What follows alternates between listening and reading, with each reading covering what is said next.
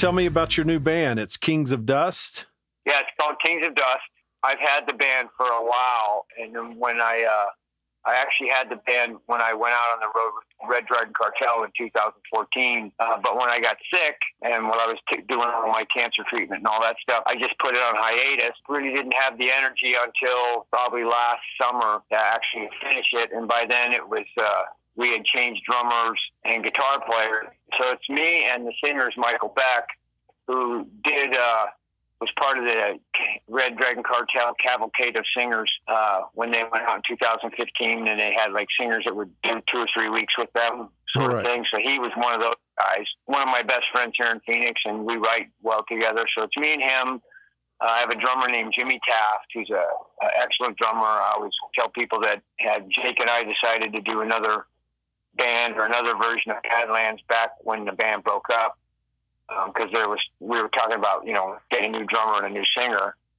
Jimmy would have been the guy, really great, versatile drummer. And then I got a young guy, 26-year-old guy, plays guitar with us, and his name is Michael Arms, and he's a really good guitar player. He's a young guy, but he's got kind of an old soul, has his finger on the pulse of a lot of 70s music, where a lot of my inspiration comes from when I'm writing. So it works out really good. So I'm pretty excited about it. They're actually doing guitars this week. So bass and drums are done. They're doing guitars. They've been doing them all week. I think they'll probably go till the middle of next week. And then I think they'll start vocals or maybe solos. I don't know what the plan is. I don't go in to hear what they're doing until they have enough stuff down for me to go say yay or nay, you know. What are you looking at? A few months from now, something will be out, or what do you think?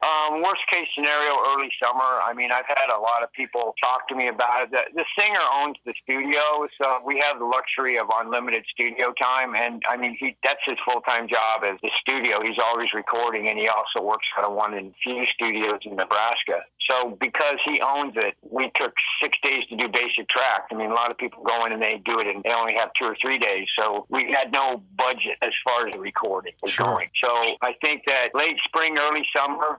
Right now, I've had a number of labels, smaller labels, which is fine, approach me about it, but I haven't even had a conversation with them. They've just sent me messages saying, hey, you know, we heard some of the stuff you posted online. So everyone seems to be pretty favorable. So I'm looking forward to doing it. Very cool. I'm assuming it's rock and roll. It's very reminiscent musically of Badlands. I mean, that's one of the things about Jake and I is I like the way he writes. I kind of always wrote that way too. So when we were doing Badlands, I thought, well, if I'm ever going to do anything on my own, I would probably stay on the same kind of course. It's not exactly like it, but it got a lot of the same flavors that Badlands had without a singer. You know, obviously no one can replace Ray, and Michael doesn't sound anything like Ray, and I didn't want anyone that sounded like Ray. In my mind, I haven't heard anyone that does it right. I've heard a lot of guys that can hit the note, but it doesn't sound like Ray. You know, Ray had a certain tonality to his voice that I've never really heard that many people do. And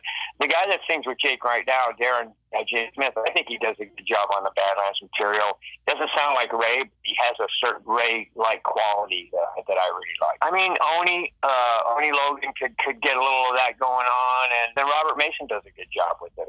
If I was going to say, hey, Jake, let's put Badlands back together and we get one of these guys, that would make sense. But for what I'm doing, I don't really want to have too close of a comparison to what Badlands did, other than the fact that I happen to like to write the same kind of music that Jake does. But I don't want a guitar player. I don't want a Jake E. Lee clone, and I don't even know if there is one. I don't want a Ray Gillen clone, so I wanted it to have its own qualities as well. And I think I've achieved that. I'm pretty happy with it. And are you guys gigging? No, we've never done a gig. Once we're done with the record, and once we see what's going to happen, I'm sure we'll gig locally and see where we want to go with it. I'm obviously not looking to go on a 3-month tour or anything like that. I have commitments here at the store that I have, you know, but I could see where we could maybe go out on some weekend stuff, and we're all kind of looking forward to playing. We all have connections. As a matter of fact, Red Dragon Cartel just played here on Sunday, and we got offered to open the show, and I turned it down. And you guys turned it down? Yeah, I turned it down. I didn't want to do it because I haven't actually